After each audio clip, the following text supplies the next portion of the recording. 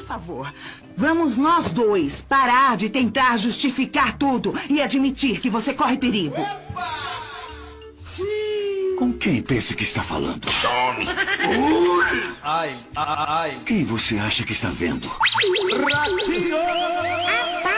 Você sabe quanto eu ganho por ano? Não. Mesmo se eu contasse, você não acreditaria. Você sabe o que acontece se de repente eu parar de ir trabalhar? Não. Um negócio grande o bastante para ser listado na Nasdaq vai falir. Desaparecer.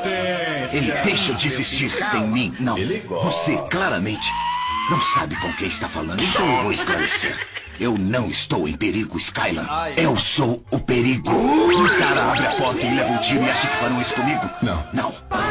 Eu sou o cara que bate. Meu patrão! O homem é um cavalo. Tome.